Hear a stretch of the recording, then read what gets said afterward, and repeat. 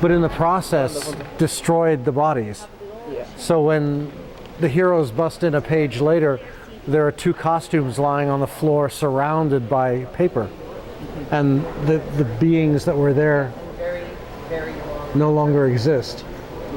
And since the two of them, since it was Storm and Beast, that could be a problem. Yeah, in Raccoon City. Well, now let's just properly start. Well, Okay. I've been reading previous interviews of you, and I think that you get very excited when you see your characters in the movies. Well, I think any writer does. Well, how was the first time when you saw this dialogue in the screen? It was incredibly cool.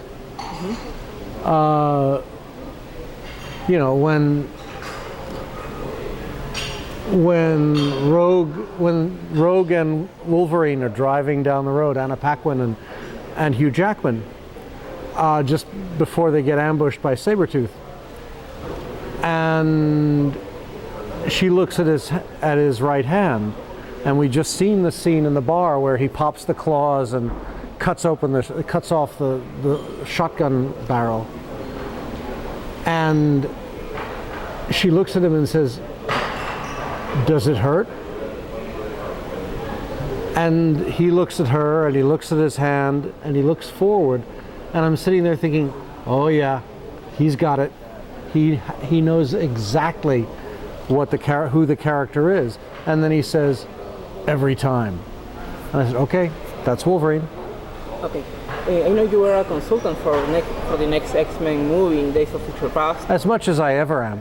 Okay. I mean, my primary contribution came 16 years ago when I was an executive at Marvel, and Lauren Schuler Donner was first trying to get this concept off the ground with Fox and Bryan Singer, and they couldn't find a story or an approach that worked, that was saleable to both the studio and to the marketplace. And it was very, very close to going into what we call turnaround, which is death for films. And I was asked if there was anything I could do, and I wrote a memo to Lauren and to Fox saying, look, these are what the X-Men are. It's not about superheroes, it's not about flashy costumes, it's about people who are different from the society around them. And because of those differences, they are feared and hated sometimes by the people that they are pledged by their character to protect. And they're trying to find a place for themselves in the world, just to live their lives. And if you come at the series from that perspective, if you come at the characters from that perspective, suddenly it's a story that everyone can relate to, because I was an immigrant to the United States. People within the United States don't feel bonded with the general populace. For a long time, blacks in America were considered outsiders, Mormons were considered outsiders, Jews were considered outsiders. Hispanics, Asians, every ethnic group, even the Indians who were there first, were considered outsiders by the general populace. So they can all relate to the struggle that the X-Men have to just live a decent life. And I said, if you take it from that ground, that foundation, you can go anywhere. You don't need the superhero stuff, although it's a defining element of the dramatic story. Underneath that, as a foundation for that, is something that everyone in the audience can relate to, if it's done right. And that crystallized all the ideas and the conceptual view of the concept of the characters and got it off the ground. After that, it was Brian sitting down with his people, and I think the first film went through 13 or 14 scripts by people like Joss Whedon, by Academy Award-winning screenwriters, and Brian just plucked a line here and a line there until he got the story he wanted to film. They filmed it, it was a success, and then they went on to X2, which was a better success. Okay, in X-Men we have something, we have intolerant people with the X-Men, and we also have the people that are fighting against them. But tell me, why do you think it is that difficult for humans to accept each other?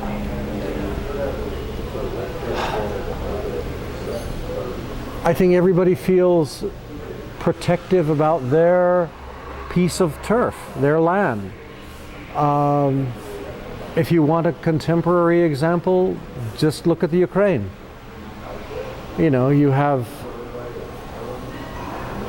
two sides, or actually, for all I know, four sides, each with what they feel is a legitimate claim to the land and the situation, each trying to get as much as they can out of the conflict. And no one is willing to back down and just work something out. It's I win or else. And that's a very dangerous, unstable, unpleasant situation. The same thing applies in the X-Men. You have two groups crashing into each other, and the mutant side of the coin is defined by Magneto on one side, whose experience is all negative, and Charlie, who still has hope. And the argument in the comic that I was doing is that eventually Magneto comes to the realization that winning by violence is its own self-destructive end, whereas Charlie's way, the better way, has more hope, and it's better to build on hope than despair. Okay. Well, this conflict, this apparently endless conflict, reaches, an extreme situation in Days of Future Past, which is a story you wrote more than 30 years ago, and there's going to be a movie about it. Tell me, what do you think this story is? It has such an importance for the people who have read it, that it's still a lot of times that happened after it got released. This still is in the mind of the people. Why do you think that? Well, firstly, I think John Byrne and I lucked out and created a really good story. And especially considering we just finished Dark Phoenix, so instead of relaxing, we upped the ante to another level. But the other side of it is that it's a struggle that, as I said before, everyone can relate to. Fighting for what you believe against remorseless, overwhelming opposition, the rebel against the ultimate government in terms of the Sentinels, and with no guarantee of a happy ending. I mean, that's the key thing about the story from the written story's perspective, is at the end where Xavier is asked, how do we know we've made a difference? How do we know we've changed the future? And Charlie says, we won't know till we get there. And by then it'll be too late. So we have to assume that we've made things better, and keep struggling at our end to make it a permanent positive change. And in film you can see that replicated in what happens with Terminator. Yeah, that's right. Great minds thinking alike, I guess. And you think that in the future Charles Xavier will be remembered as a man of peace or a man of war? Well, I think it depends on which future. The Charles Xavier in the comic books has undergone a tremendous number of changes over the last 25 years since I wrote the story. So I have no idea where the writers or editors plan to take him or his memory in the future. I know what I had worked out, which would have been that about 5 or 6 years later, in the mid-90s, I was planning to kill him off, nobly. But the ultimate goal was the conclusion of the story of Magneto, where he turns away from being the villain that he started out as and becomes permanently the head of the school, teaching the children. And because for me as a dramatist, he's a much more interesting character than Charlie, because he's got conflict. With Magneto, there's always the fear that he might fall back to the evil villain he once was. But he can't, because that would betray all the children who trust him now. So he has to keep struggling, even though he's not sure he's equipped for it or good enough for it. I find that lots more fun than someone who starts out as, I am a good soul, I will do the good fight, I will win, or whatever. Charlie was sort of locked in at that point. Magneto is still in flux, which from a dramatic point of view makes for a much more exciting, dynamic, dramatic character. Eventually, you feel that comic books, they kind of return to the roots always. You're writing a story about Nightcrawler. I know he's one of your favorite characters. And he died some years ago, and now he's living again. And everybody dies in the X-Men and gets better, it seems. It's becoming a trope. But yes, you were saying.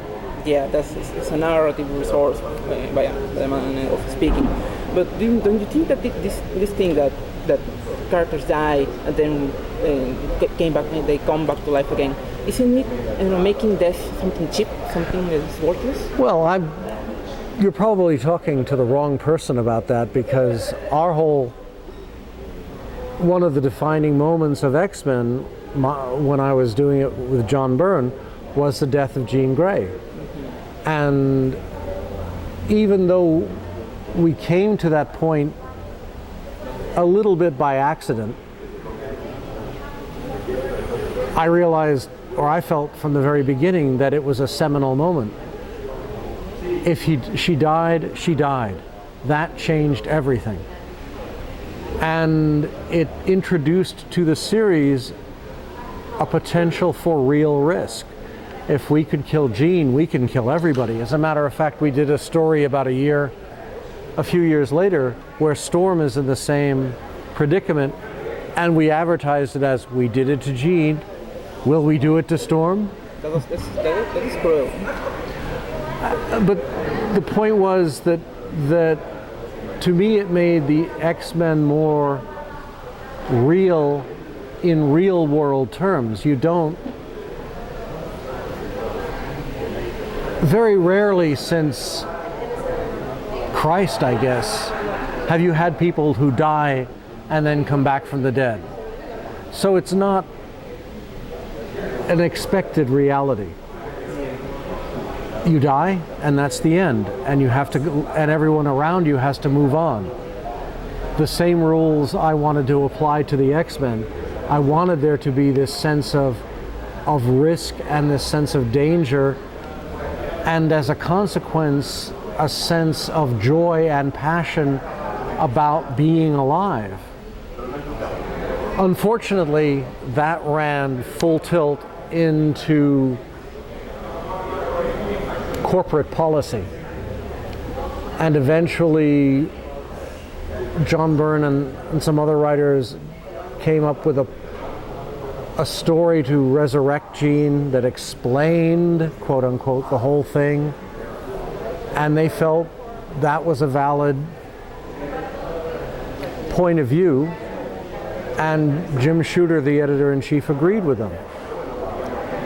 My counter-argument was, if you're restarting the original team of X-Men, why just go back to square one, especially since at that point Scott was happily married with a wife and a child?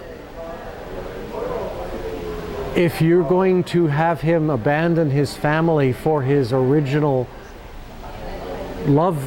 true love, who is now back from the dead, you're making him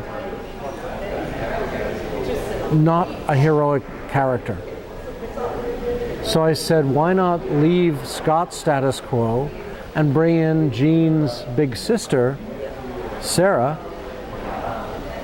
because that way Scott holds on to his integrity, and the romantic tension exists now potential tension exists between Sarah and Hank and Warren and Bobby. Suddenly the characters who were always in the background and were kind of overwhelmed by the Scott-Jean dynamic could step up to the foreground and become center stage on their own right. And Jim thought it was a good idea, but he'd already signed off on the resurrection of X Factor, and that was that. So, that's his prerogative as editor-in-chief. I thought it was wrong, but I was outvoted. Isn't it better to create new characters than revive the old ones? Well, I think, yes, it is.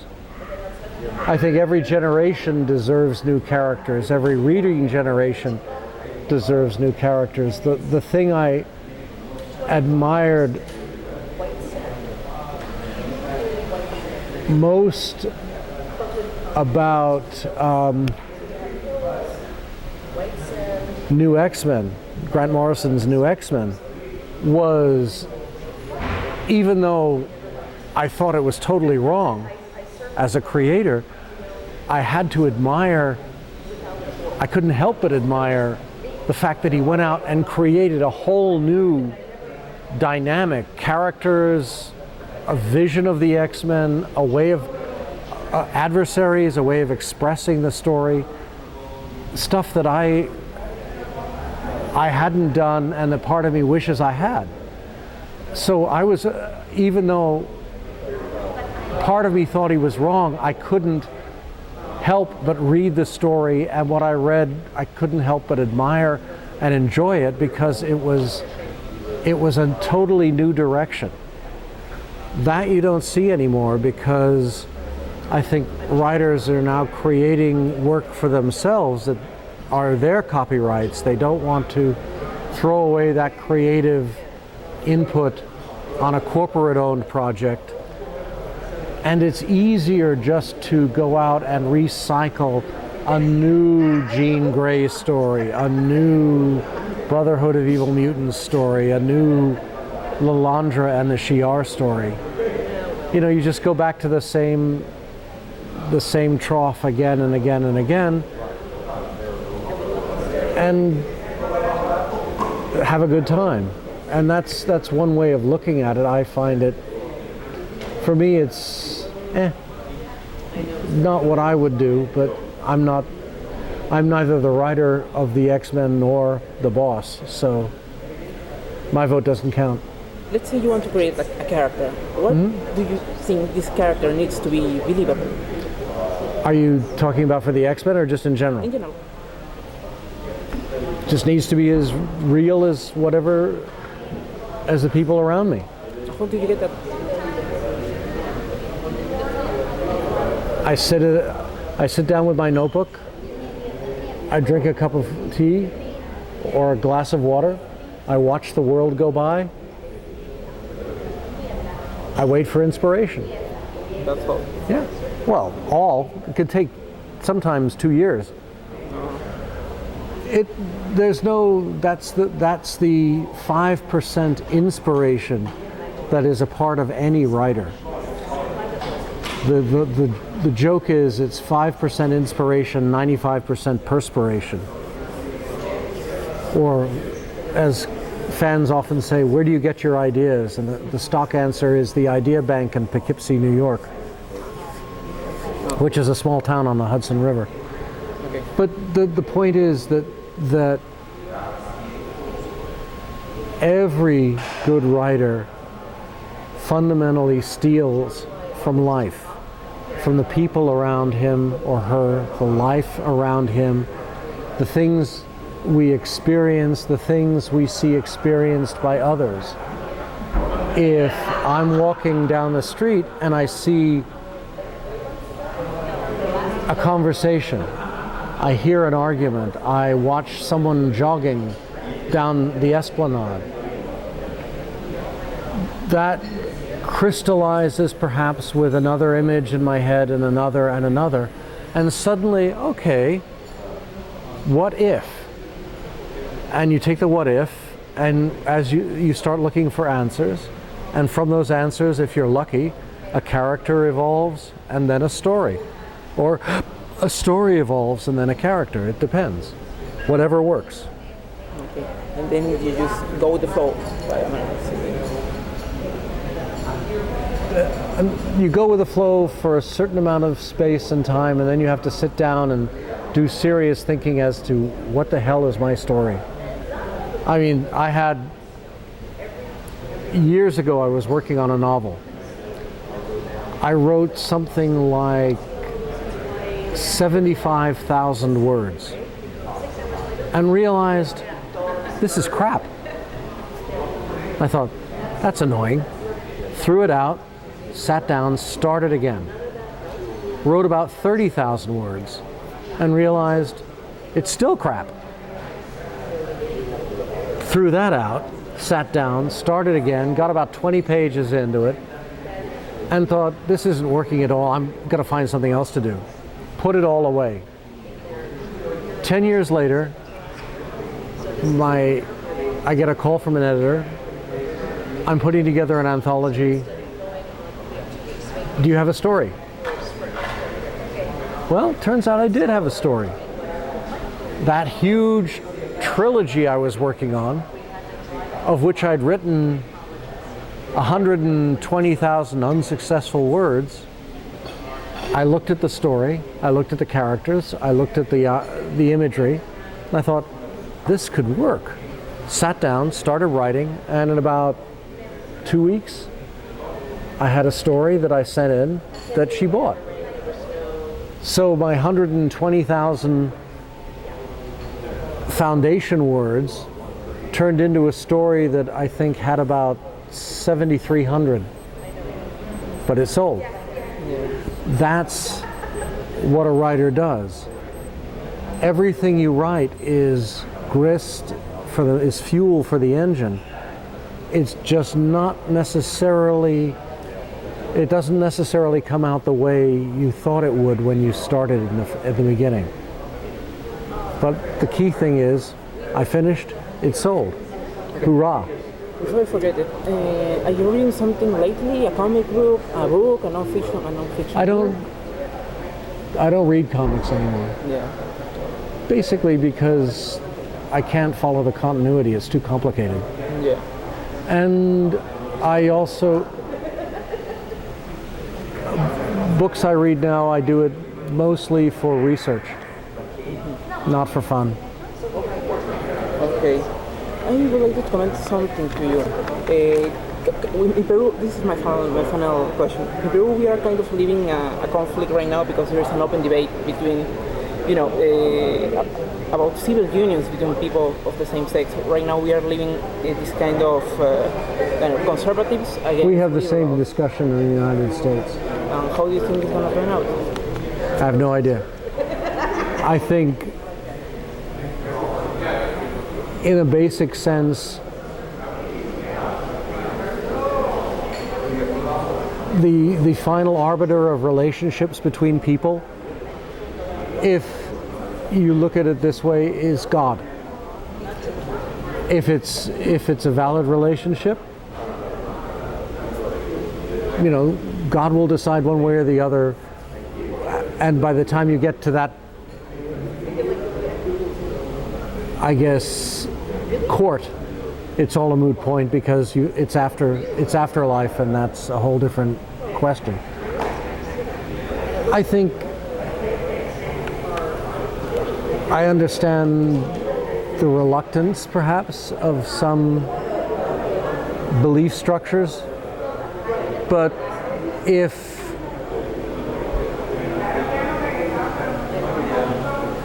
I don't see, to me it's not a problem.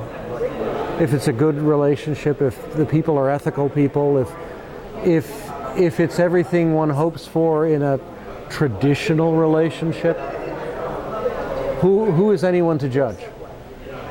The role of it's I guess for me the definition is one should mind one's own business and respect other people's beliefs and philosophies, as I would hope to be respected for mine. Okay, Mr. Claremont, it has been a pleasure to talk to you. Thank you. Hope that worked. Yes, it's my backup. Bravo. Oh.